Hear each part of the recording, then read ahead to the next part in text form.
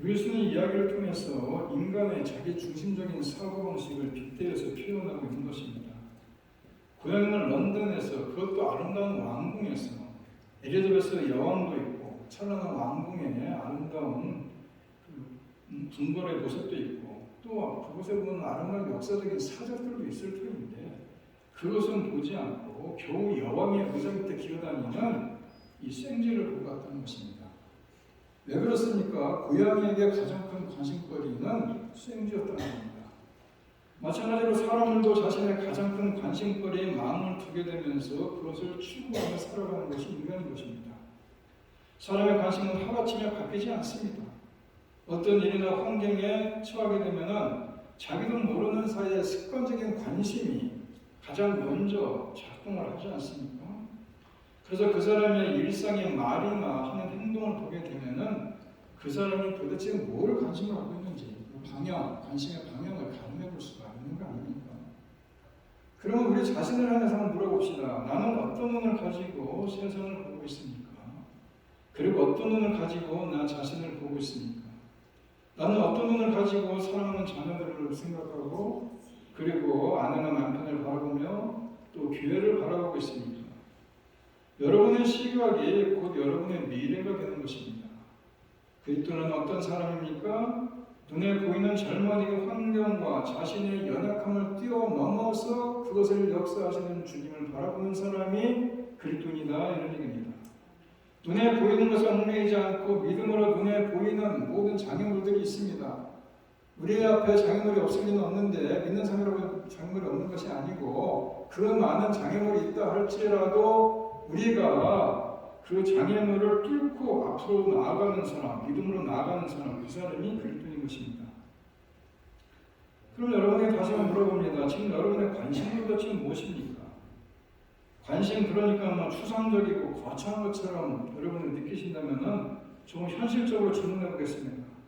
여러분 가장 무엇을 이루고 살고 싶습니까? 이루고 싶은 게 뭡니까? 지금 여러분들이 가장 생각하는 것이 뭡니까?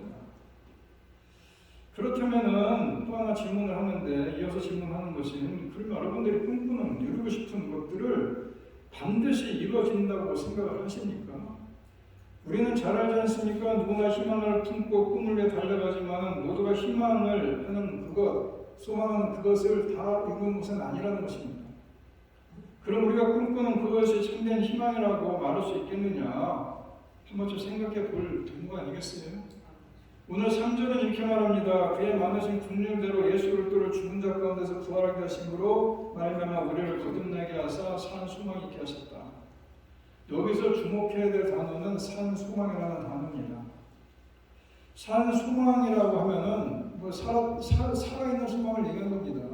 그렇다면 죽은 소망도 있지 않겠습니까? 반대로? 그렇다면 산 소망은 무엇이고 죽은 소망은 무엇이냐? 한번 좀 생각해 볼 필요가 있는 겁니다.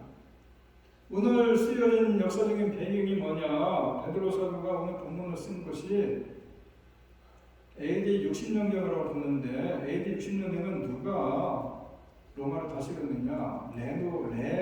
네로라는 황제가 다스렸는데 초대교회 전승에 의하면은 이 베드로 사도는 네로 황제 때의 그 박해 때 순교당한 걸로 우리가 알고 있습니다.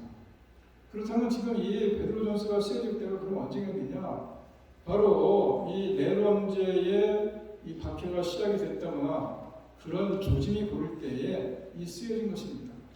그래서 이 박해가 닥쳐오니까는 많은 그리스도인들이 자기의 사전 터전을 버리고 다 뿔뿔이 흩어집니다. 그래서 오늘 베드로전서 1장 1절 우리 읽지 않았지만 보게 되면은 흩어진 나그네라고 부르지 않습니까? 신앙을 위해서 고난의 길을 들어선 사람들인 것입니다. 그들에게 편안한 삶을 거부하고 고난의 길을 간 이유가 있지 않겠습니까? 사람은 누구나 다 행복하게 살고 싶고 평안을 누리며 살고 싶어합니다. 누구에게나 그런 마음이 옛날이나 지금이나 똑같은 거 아니겠어요? 초대교회 교인들이라고 그런 마음이 없었겠습니까? 그럼에도 불구하고 그것을 다 물리치고 포기하고 고난의 길을 선택한 이유가 뭐냐? 그렇게 할 수 있었던 이유는 산 소망이다 이런 얘기를 하고 있습니다. 본문에서 자기들의 행복과 맞바꾼 산 소망이 뭐냐? 무엇이길래 그 엄청난 고난과 시련을 겪어내야 하는 이 믿음의 길을 우리 같으면 비껴가겠는데 비껴가지 않고 그 길을 한 중앙으로 뚫고 나가는 그런 삶을 살았겠느냐 이겁니다. 그 사람들이 뭐 생각이 없어서 그랬겠습니까? 그렇지만은 거기에 이유가 있다는 겁니다. 세상의 소망은 대개 환경에 뿌리를 둡니다. 전쟁이 멈추기를 기대하고 기아가 배고픔이 멈춰지기를 해결되기를 기대하고 경제가 좋아지기를 바라지만은 다 좋은 소망이긴 하지만은 이런 소망은 환경이 나빠지면은 금세 사그라들 그런 소망들 아닙니까? 우리가 이런 그 소망들을 보면서 생각할 수 있는 것은 뭐냐? 이것들은 뿌리가 뽑힌 꽃처럼 시간이 지나면 결국 말라 죽고만은 그런 한계가 있는 유한한 희망을 얘기하는 것입니다. 그러나 하나님 우리에게 주신 소망은 산소망이다 이런 얘기입니다. 이 소망의 근거가 뭐냐? 변하는 세상이 아니고 예수께 부활이 있기 때문에 우리는 이 소망을 갖고 있는 거 아니겠느냐? 부활이 뭡니까? 죽음을 뚫고 나온 생명 아닙니까? 어떠한 절망의 무덤도 가둘 수 없는 힘이 부활 아닙니까? 그래서 산소망을 가진 성도는 환경에 매몰되지 않는다 이런 얘기입니다. 전쟁의 포화 속에서도 질병의 육신의 질병 속에서도 내일 끼니를 걱정해야 될 만큼 막막한 생활이 있다 할지라도 다시 일어설 수 있는 것입니다. 왜냐하면 우리의 소망은 이미 죽음을 이기신 예수 그리스도에 있기 때문 아니겠습니까? 여러분이 산 소망을 가진 사람은 시선이 달라지는 겁니다. 여러분 우리가 무엇을 바라보느냐에 따라서 삶이 달라지지 않습니까? 현실을 이렇게 바라보면 낙심과 절망에 빠질 수밖에 없지만은 영혼을 바라보는 사람들 아닙니까? 우리는 영혼을 바라보면 소망과 새로운 힘을 얻는 거 아니겠어요? 누가복음 24장에 보게 되면 엠마오로 가던 두 제자 얘기가 나옵니다. 부활하신 주님을 만나면서 시선이 바뀐 얘기입니다. 십자가에서 죽으신 예수님을 바라본 건 그들이 부활하신 예수님을 바라보면서 시선이 바뀌었다는 얘기인데 현실을 바라보는 시선이 영혼을 바라보는 시선으로 바뀐 거 아니겠느냐? 두 제자가 예루살렘에서 엠마오로 가는 길에 있습니다. 그들은 예수께서 십자가 달려 돌아가시면서 큰 충격을 받았습니다. 그들의 시선은 십자가의 죽음이라는 현실에 머물러 있었지만은 가는 길에 누굴 만납니까? 부활하신 주님을 만나지 않습니까? 그래서 두 눈이 열리고 시선이 바뀌지 않습니까? 십자가의 실패에 머물렀던 그들의 눈이 부활의 영광의 눈으로 바뀌어가지 않습니까? 시선이 바뀌니까 행동이 바뀌어가는 겁니다. 그래서 예루살렘을 떠나야 되는 발걸음을 돌려서 다시 예루살렘에 들어가지 않습니까? 절망하면서 세상을 향하던 발걸음이 희망을 품고 사명을 향해서 다시금 돌아가지 않습니까? 우리가 부활하신 예수를 만나면 시선이 달라진다 이런 얘기예요. 땅을 바라보는 시선이 하늘, 영혼을 바라보는 시선으로 바뀌는 것이고 어두운 현실을 바라보는 시선이 희망이 가득 찬 영혼을 바라보는 시선으로 바뀌어지는 거 아니겠습니까? 그리고 그 바뀐 시선으로 행동이 달라지는 겁니다. 영혼을 바라보는 시선으로 오늘을 보게 되는 것이고 영혼을 바라보는 시선으로 오늘을 살아간다 이런 얘기예요. 그래서 용기 있게 일어나는 것이고 힘차게 앞을 향해 달려가는 것입니다.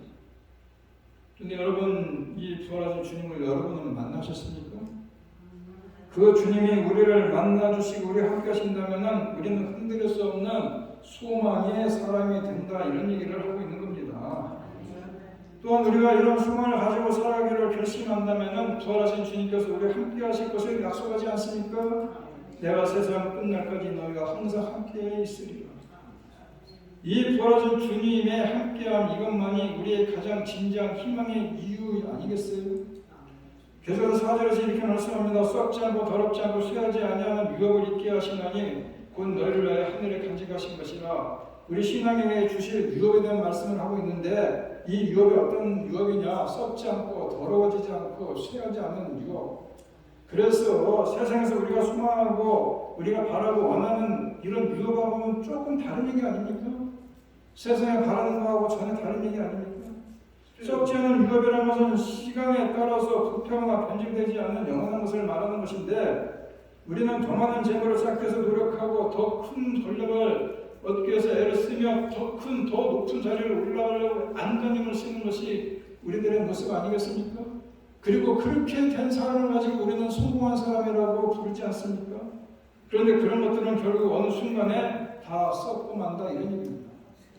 누가복음 12장에 나온 어리석은 부자에게 우리가 잘 알지 않습니까? 큰 곡간을 짓고 많은 곡식을 쌓아놓으면서 이제부터는 내가 먹고 마시고 쉬고 즐기자라고 얘기할 때에 하나님께서 뭐라고 얘기합니까? 어리석은 자여 오늘 밤 내 영혼을 내가 도로 가져가리니 그러면 내 준비한 것이 누구시 것이 되겠느냐 책망하지 않습니까?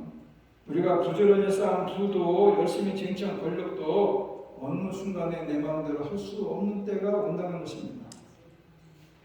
시간이 흐르고 낡아지고 상하고 결국은 소멸하지 않습니까? 그런데 하나님이 우리들에게 주신 유업은 뭡니까? 하늘의 기업 아닙니까? 영원히 썩지 않는다는 겁니다. 더럽지 않은 유업이란 죄나 세속의 욕망에 물들지 않는 이 순결한 것을 얘기하는 거 아닙니까? 사람들이 이 땅에서 재물을 쌓거나 권력을 얻기 위해서 욕망의 노예가 되기도 하고 그것을 쟁취하기 위해서 부정한 방법을 사용하기도 하는데 죄와 탐욕과 부정수단이 동참을 하는데 그래서 우리는 재물을 많이 모은 사람이나 큰 권력을 가진 사람들을 별로 이렇게 존경하지 않습니다. 왜 존경하지 않습니까? 뭔가 부정한 방법을 사용했을까라고 짐작하기 때문에 우리가 존경하는 마음이 별로 없지 않습니다. 죄와 탐욕이나 부정한 방법을 사용하는 것이라면 반드시 심판이 있다는 것입니다. 하늘나라에 있는 우리의 유업, 세상에 그런 방법을 얻어줄 수 없는 것이 바로 하늘의 유업인 것이고 그것은 금보다 더 귀한 믿음을 통해서 얻어지기 때문에 순결하다 이런 얘기입니다. 여러분 쇠하지 않은 유업은 그 영광이나 아름다움이 시들거나 약해지지 않는 것을 얘기하는 것입니다. 여러분 꽃은 이런 꽃도 며칠 지나면 시들어버립니다. 황후 백일홍이라고 하지 않습니까? 100일간 꽃이 없다고 얘기하는 것처럼 세상의 것들은 언젠가 시들고 마는 겁니다. 내 수중에 돈이라도 언제나 내 주머니에 머물러 있는 거 아니고 또 내 주머니에 내 품에 머문다 할지라도 그것이 주는 행복이나 만족은 시간이 흘러가면서 점점 사라지는 거 아닙니까? 누가 만불을 줬는데 주머니에 만불을 줘서 어이구 이거 웬 떡이냐 했는데 자꾸 만불 주면 별로 대수롭지 않게 생각합니다. 더 큰 거 바라보는 게 인간 아니겠습니까? 아무리 큰 권력을 가졌다 하더라도 언젠가 그 권력의 자리에서 내려놔야 하는 거 아니겠어요? 그래서 권불 흡신명이라고 하는 것처럼 권력은 결코 영원하지 않다는 것입니다. 그런데 하늘에 간직된 우리의 유업은 영원하고 쇠하지 않고 변하지 않는다. 우리에게 주어질 유업을 수식하는 그 말, 썩지 않고 더럽지 않고 쇠하지 않는 그 말은 산 소망을 수식하는 얘기입니다. 세상의 소망은 썩고 더럽고 그리고 쇠하게 많은 것인데 그래서 그것을 아까 말씀드린 대로 죽은 소망이라고 말할 수 있는데 언젠가는 사라지고 말 것이기 때문에 그렇게 표현을 하고 있는데 그렇게 사라지는 땅의 것 소망하지 않고 영원히 사라지지 않는 하늘의 것을 바라보는 것이 산 소망이다 이런 얘기예요. 썩지 않은 소망이고 더럽지 않은 소망이고 쇠하지 않는 소망 그것이 바로 산 소망 아닙니까? 우리의 소망이 산 소망인 이유는 우리를 붙들고 계시는 예수님께서 죽음에서 부활하셔서 우리와 지금도 함께 하시기 때문에 산 소망이라고 얘기를 하는 겁니다. 그래서 썩지 않고 더럽지 않고 쇠하지 않는 산 소망을 가지고 사는 사람에게는 이 땅에서 만나는 상황이 두렵지 않습니다. 하늘의 소망을 두고 믿음을 붙잡고 살아가는 사람은 이 땅에 어떤 시련이나 고난을 만난다 하더라도 두려워하지 않습니다. 보면 6절에 보게 되면 그러므로 이제 너희가 여러 가지 시험으로 말미암아 잠깐 근심하게 되지 않을 수 없으나 오히려 크게 기뻐하는도다. 하늘에 산 소망을 두고 사는 사람이라고 해서 근심하는 상황이 없어지지는 않는다는 것입니다. 이 말을 바꿔 말하면 믿음으로 사는 사람도 하나님이 보호해 주시는 손길 속에 거하는 사람도 어려움을 겪을 수 있고 고난을 피해갈 수 없더라 이런 얘기입니다.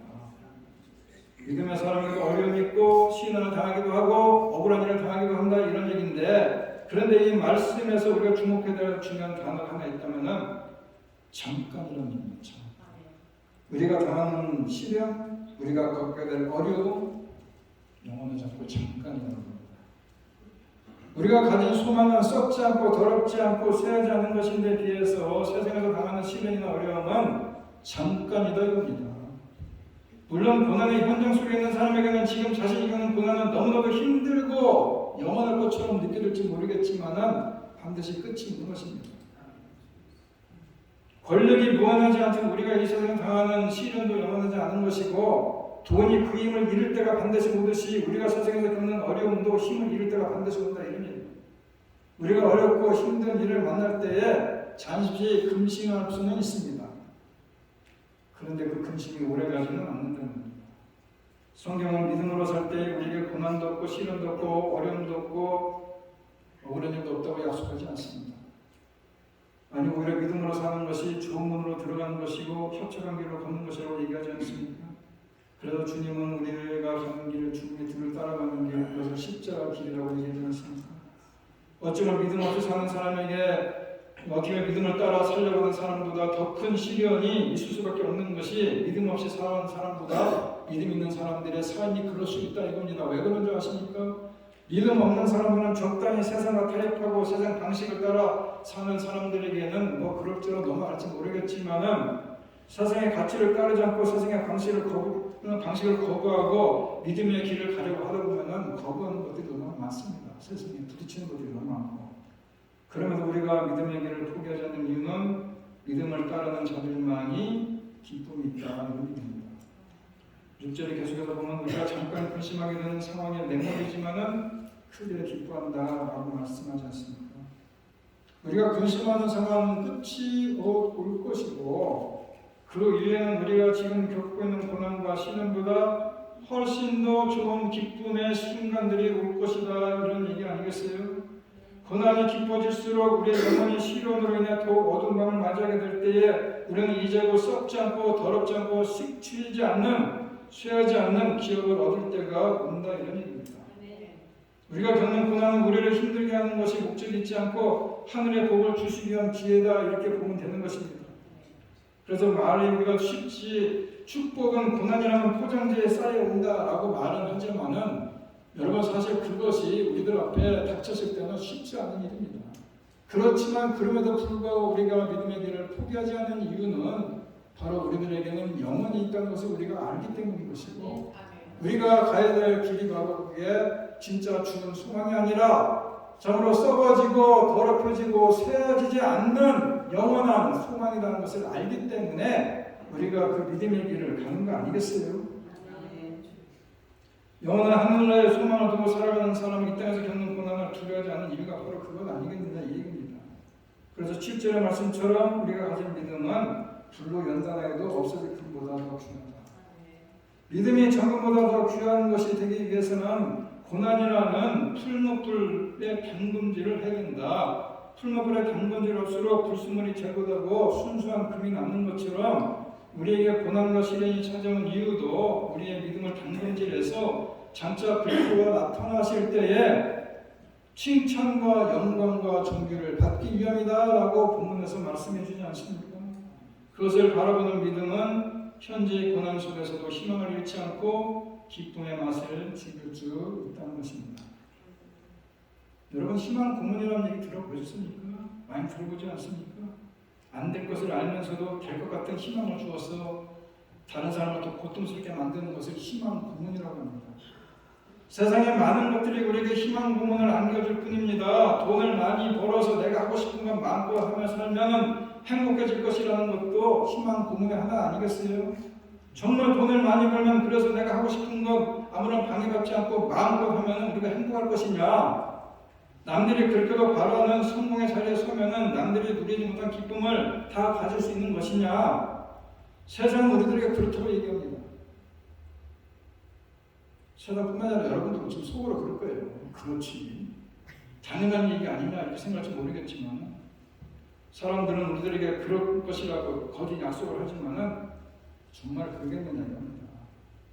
역사상 가장 많은 것을 누렸고 수였던 솔로몬의 고백이 우리에게 말해줍니다. 그는 누구보다도 지혜롭고 많은 지식을 가졌지 않습니까? 누구보다도 많은 재물을 가졌던 사람이고 1000명에 이르는 초책을 두고 많고 쾌락을 즐겼던 사람이고 주변 나라에서 되게 잘 보여서 많은 조공을 들고 왔고 정략 결혼을 하기도 했고 그만큼 엄청난 권력과 명예를 누렸던 사람이 솔로몬 아닙니까? 그에게는 부족한 것이 아무것도 없어 보이지 않습니까?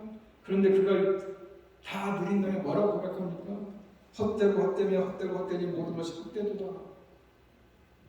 여러분 이 말씀을 들으면 인생의 비애가 좀 느껴지십니까? 인생 인생의 비애가 느껴지는 것이 아니라 솔로몬은 자기는 모든 거 다 누려봤으니까 그런 말을 하지 라고 여러분 속으로 생각할 것입니다. 그죠? 다 지금 다 누려봤으니까 뭐 헛되지 그런 엉뚱한 소리 할 거 아니겠느냐. 나는 안 누려봤으니까 헛된지도 모르겠고 그렇게 하면 누려봤으면 좋겠다고 생각할지 모르겠지만은 자신이 누렸던 것이 얼마나 덧없으면 그런 고백을 하겠습니까? 다 누려본 사람이. 우리는 굳이 우리가 경험하지 않아도 경험한 사람의 지식된 고백을 통해서 우리는 알 수 있는 거 아니겠어요? 우리는 솔로몬처럼 많은 것을 가져보지도 못했고 누려보지도 못했지만은 우리에게 그것보다 더 큰 기쁨이 있다는 것을 저와 여러분은 알지 않습니까?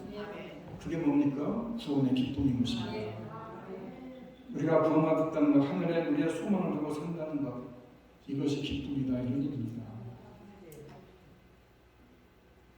하늘에 소망을 두는 것, 그것이 기쁨인데 하늘에 소망을 두는 것은 곧 하나님과 우리가 결코 끊어줄 수 없는 줄로 연결되어 있다는 것을 얘기하는 것입니다.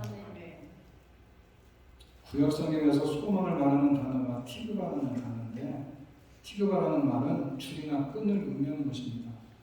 그러니까 무언가를 소망하는 것은 그것에 내 마음과 영혼의 줄을 이어갔다, 연결해놨다 이런 뜻인데 시편에 기자가 이런 얘기를 합니다. 시편 71편 5절에서 주 여호와여 주는 나의 소망이시오 내가 어릴 때부터 수련이시오.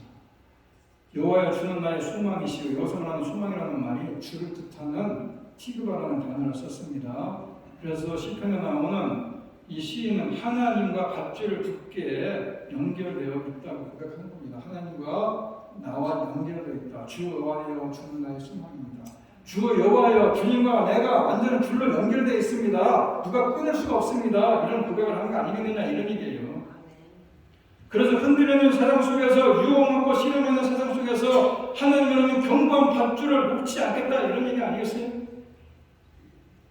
여러분 그렇습니다. 우리의 참 소망은 하나님께 있는 것입니다. 아니 하나님께서 우리의 참 소망이시다 이런 얘기예요. 하나님께서 내려주신 밧줄을 꽉 붙잡는 것이 확실한 소망을 붙잡는 거 아니겠어요? 그것이 바로 참 소망이라고 얘기하는 것입니다. 비록 하나님을 믿는 믿음으로 살다가 시련을 받고 고난을 당한다 할지라도 우리에게 밧줄을 던져줘서 험한 세상 속에서 우리를 건져냈을 그분 누구냐? 하나님밖에 없다 이런 얘기예요. 하나님께서 우리에게 밧줄을 던져주시면은 그것을 붙잡고 우리가 일어설 수 있어야 되는 것, 그것이 바로 산 소망이다 이런 얘기입니다. 세상을 붙들다가 언젠가는 실망하고 마는 그런 소망이 아니라 세상이 주는 희망, 소망은 희망 부문일 뿐이지만은 그러나 하나님께 소망을 두고 사는 사람은 결코 끊어지지 않는 밧줄을 붙잡고 사는 사람들을 얘기하는 것입니다. 우리의 삶의 고난의 폭풍이 몰아칠 때에 하늘의 보좌에 고정되어 있는 그 줄을 꼭 붙잡고 있으면은 어떤 상황 속에서도 파손되지도 않고 무너지지 않지도 않고 그리고 넘어지지도 않는다는 사실을 기억하라는 것입니다. 여러분의 줄을 어디다가 걸어놓으라고 했습니까? 하늘 보좌 하나님의 보좌에 걸어놓고 하나님의 손길을 기대하면서 살아가는 여러분 아무리 힘들더라도 믿음으로 살다가 수없이 많은 시련을 겪는다 하더라도 낙심하지 말라는 것입니다. 왜 그렇습니까? 우리에게는 산 소망이 있다는 겁니다. 세상에 주는 거짓 소망, 죽은 소망이 아니라는 것입니다. 우리에게 있는 소망은 살아있는 소망인 것입니다. 썩지 않고 더럽혀지지 않고 쇠하지 않은 그런 소망. 그 소망이 우리로 힘든 시련의 때를 견디고 이길 수 있는 힘도 주는 것이고 그 산 소망이 우리에게 세상을 이길 능력이 되어주시는 거 아니겠느냐. 그래서 하나님의 나라에서 썩지 않고 더럽지 않고 쇠하지 않은 유업을 받을 그때까지 우리가 산 소망을 붙들고 살아야 된다라는 것을 말씀하는 것입니다. 제가 오늘 말씀을 준비하면서 참 우리가 소망을 세상에 두고 사는 것 같아서 참 내가 인생을 이렇게 많은 세월을 살아오진 않았지만 세상 걸 바라보면서 나는 우리가 세상에 연연하게 살아야 되는 거 아니겠는가 그런 생각을 해봅니다. 진정 우리가 바라봐야 될 것이 어디겠습니까? 천국 아니겠습니까? 하나님 나라 아니겠습니까? 그 하나님 나라에 진짜 썩지도 않고 더럽히지도 않고 쇠하지도 않는 그것을 유업으로 물려주실 그 주님에 대한 소망을 갖고 산다면은 이 땅에 살면서도 그 부활하신 주님의 손을 꼭 붙잡고 우리가 살아간다면은 이 땅에 어렵고 힘든 일에 넘어질 일도 없고 파손될 일도 없고 우리가 이길 힘도 있는 것이고 그 능력도 있을 수 있는 것이다. 그래서 세상에 소망을 두고 희망 고문에 의해서 살아갈 것이 아니라 우리가 하늘에 소망을 두고 주님이 우리들에게 내려주신 그 줄을 붙잡고 우리가 살아간다면은 어렵고 힘든 고난의 시간도 우리가 다 이길 수 있다는 사실을 기억하면서 우리가 하나님 나라에서 썩어지고 더럽혀지고 쇠하지 않은 그 유업을 받을 때까지 이 땅에 살면서도 산 소망을 살아가고 붙잡고 살아간다면은 하나님과 우리가 연결된 끈이 끊어지지 않을 뿐만 아니라 그 연결된 끈으로 인해서 우리가 세상을 이기고 승리할 수 있다는 사실을 기억하면서 우리가 그 산 소망을 가지고 살아가는 저와 여러분 되기를 간절히 바랍니다. 다 같이 일어나서 함께 찬양해 나갑니다. 우리들의 시선이 어디를 향하고 있습니까? 우리들의 눈이 어디를 바라보고 있습니까? 우리가 하나님 나라를 바라보는 것이고 우리가 썩어지고 더럽혀지지 않고 쇠하지 않는 하늘에 대한 소망, 그곳에 우리들의 시선이 고정되기 위해서는 우리가 이 땅에 살아가면서 늘 주님을 바라보고 살아가야 된다라는 것을 마음에 담으면서 오늘 우리가 일주일로 찬양하겠습니다.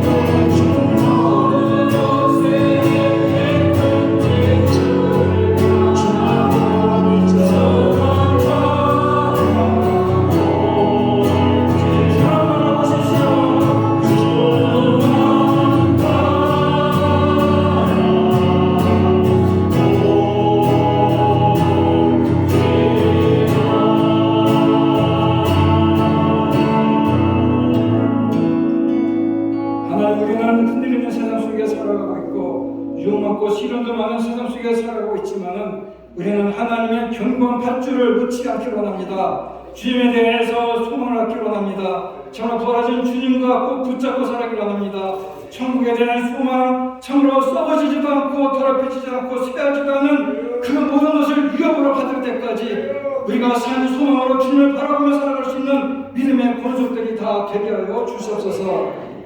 이제는 부활이요 생명이 되시는 우리 주 예수 그리스도의 은혜와 하나님 아버지의 극진하신 사랑과 성령님의 교통하심이 우리들에게 주신 산 소망을 가지고 살아감을 통해서 어렵고 힘든 시련의 때를 견디고 이길 수 있는 힘을 얻고 살아가기로 이 시간 다시 마음에 다짐하며 이전을 나가는 주님의 귀한 성남선녀들 머리머리 위에와 두꺼운 가정과 일터와 자녀들 위해 이제로부터 영원토록 함께 있을지어다. 아멘.